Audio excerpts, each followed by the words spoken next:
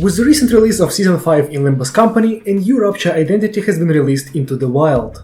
An occasional Rupture ID here and there isn't anything too special, but in a shocking turn of events, Think Mersault has been released a little after another promising Rupture ID, Deviat Rodion.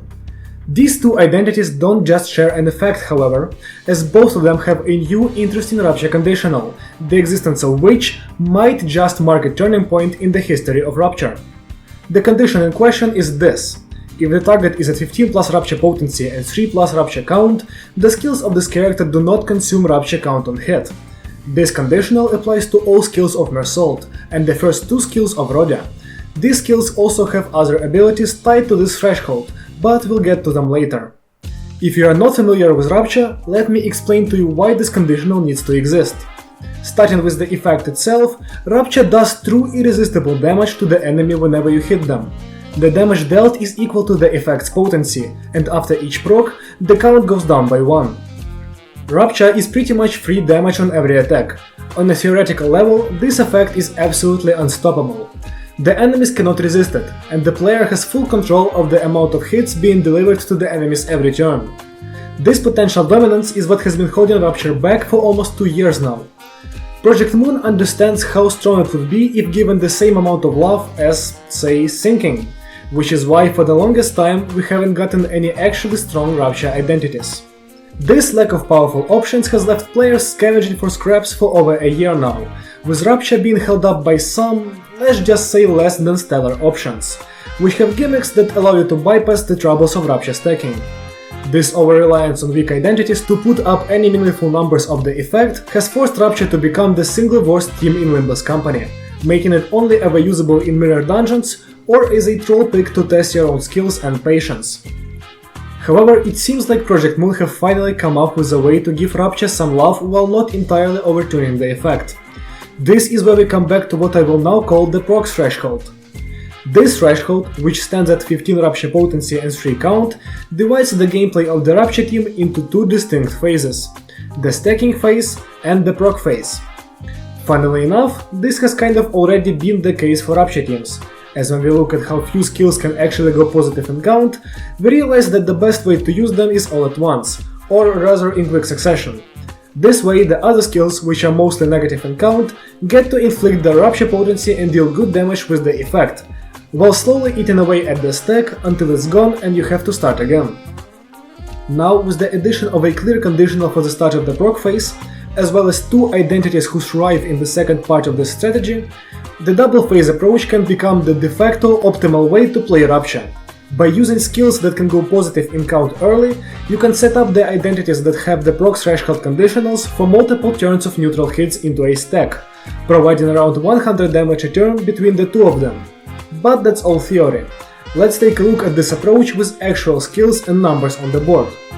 First of all, one thing I neglected to mention earlier is that the identities that have the proc threshold cannot inflict Rupture once the stack is large enough. This is exactly why I call the second phase the proc phase, as Rodia and Mersault cannot inflict more Rupture, and instead have to use what has been inflicted during the stacking phase. Or at least that's how it's designed to work. In reality, there's still a way to inflict potency with these characters even after the threshold is met. Meet Red Sheet Sinclair. His unique mechanic is Talisman, which allows the character with the effect to inflict Rupture on anybody they hit equal to their Talisman stacks, and have Rupture inflicted on them in the same way. Normally, you would run Sinclair in order for him to inflict Talisman on the enemy, guaranteeing 5 Rupture on every hit. However, his support passive allows players to make use of Talisman without being forced to run a weak ID like Red Sheet Sinclair. By chaining a 4-skill Gluttony Resonance, we can activate Sinclair's passive, which gives the ally with the most HP Talisman equal to double the highest resonance. Due to the passive's cost, the lowest this effect can go is 8 stacks. And where do these 8 stacks of Talisman go? That's right, to Deviat Rodion, who has the most max HP out of all Rupture identities. By using Rodion's third skill in a Gluttony chain while she's at 10 plus Courier Trunk to hit into an enemy with no Rupture, you can inflict 16 Rupture and 3 count, instantly reaching the proc threshold. Rodion has naturally high speed and additional haste in her kit. This allows her to pull this trick while going first in a run, setting up Mersault and other potential future proc threshold Rupture IDs for a turn of free damage. By combining her with Think Mersault as the two proc IDs, while also adding generally good Rupture IDs like Ringy Sun and Lantern Dawn, we can already build a team that can make use of the threshold with good play. By hitting the instant reach with Rodion, you allow Mersault to be completely count neutral while clashing at crazy values. At the same time, Ringy Sun can keep neutrality as well by using Rambling Man, and Lantern Dawn can slowly contribute to the existing stack. Slap on 7 Heathcliff for crazy potency infliction and Rosepanner Gregor for spark discharge, and you've got yourself a team. This is cool and all, but is the addition of this threshold condition really necessary to move Rupture forward? Personally, I believe that it's one of the better ways to balance the effect. The real unbalanced part of Rupture is only visible when the effect is allowed to stack to high amounts. At the cap, it can deal upwards of 300 free damage on every skill, equating to thousands of free true damage every turn. But even at a lower amount, say 30, as long as the count is there, you would be able to deal hundreds of irresistible damage every turn, which is pretty much the same as Smoke from Library of Ruina, as the enemies cannot resist the effect in any way, save for a dedicated anti-Rupture passive, which would be even more lame. What the proc threshold does for Rupture is allow identities to effectively inflict a lot of Rupture count, but it makes them unable to increase the effect's potency. If previously Rupture relied on getting to high potency with someone like 7 Heathcliff and then trying to keep the ball rolling for as long as possible, the addition of these new Rupture units, if continued, will steer the team in a different direction, where Rupture will revolve around balancing a low count to increase potency to a decent amount, and then getting to 3 count in order to allow your team to keep going neutral and deal more damage. This would differentiate Rupture from sinking quite a lot, while also keeping the power of the effect in check by limiting the potency you can comfortably get due to the threshold's restrictions. Another problem that can be addressed by creating this threshold is the overall power of Rupture identities. As we have seen with Rodia and Mersault, both of whom are top tier damage dealers, Rupture isn't doomed to have only physically weak identities in the best team. The main reason as to why Rupture lacks good identities is because identities are mainly picked if the Rupture infliction is good enough, not if their power is high. However, what the threshold does for the power of identities is allow the newer units to have high clash power and damage values, but that power is balanced with their inability to further increase the Rupture stack. This allows Project Moon to give us actually powerful identities, which might be terrible in Rupture normally, but become a lot more manageable once the threshold is met. Case in point, Think Mersault.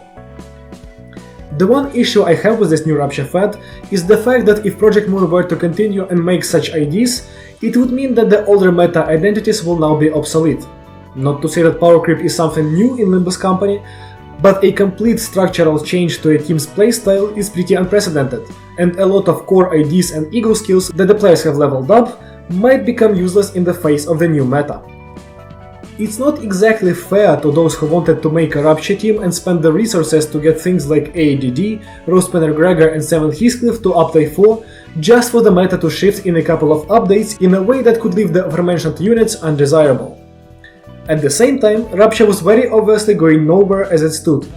Giving players a new option to get more count risked making the effect overtuned, and adding some strong IDs without much Rupture infliction would dilute the value of the effect, forcing Rupture teams to essentially become physical damage teams.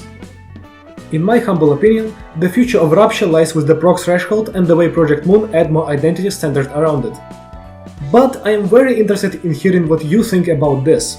If you have any kind of opinion on the matter, please share it in the comments below, so we can have a discussion about where Rupture is headed. I am very excited for the revival of this dead effect, and I hope you all share a similar viewpoint. If you found this YEP session interesting, leave a like and consider subscribing to my channel.